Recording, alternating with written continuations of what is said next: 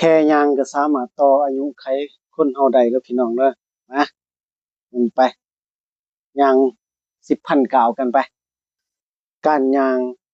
ช่วยให้ระบบเผาผลาญและหัวใจเป็นการออกกำลังกายที่ง่ายที่สุดแข็งแรงจนบ่ได้เคลมประกันเป็นกำไรของชีวิตที่ดีที่สุดบ่ว่าเด้ย่างวนอยู่หน้าตู้เย็นหอบหนึงว่าสิได้19,000เอาเนาะได้ส่ำนั้นก็เอาแม่นบ่นั่นก็คือการออกกำลังกายคือกันมื้อนี้ผู้ใดย่างได้จักก้าวล่ะมาอวดกันมาอันนี้ได้หอบตลาด6หอบเกือบฮอดหมื่นเด้อพี่น้องเด้อเอาใครย่างได้หลายได้จักก้าวบอกแหน่เด้อฝากกดไลค์กดแชร์กดติดตามให้เด้อส่องใหม่ประกันภัยพ้น5ไปกับพี่สุรศัยแค่ย่างก็สามารถต่ออายุไขคนเฮาได้แล้วพี่น้องเด้อมาไปย่าง10,000ก้าวกันไปการย่าง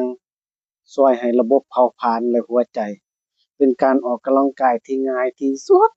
แข็งแรงจนบ่ได้เคลมประกันเป็นกำไรของชีวิตที่ดีที่สุดบ่ว่าเด้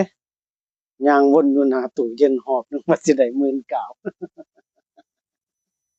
เอาเนาะได้ส่ำนั้นก็เอาแม่นบ่นั่นก็คือการออกกำลังกายคือกันมื้อนี้ผู้ใดย่างได้จักก้าวล่ะมาอวดกันมาอันนี้ได้หอบตลาด6หอบเกือบฮอดหมื่นเด้อพี่น้องเด้อเอาใครย่างได้หลายได้จักก้าวบอกแหน่เด้อฝากกดไลค์กดแชร์กดติดตามให้เด้อ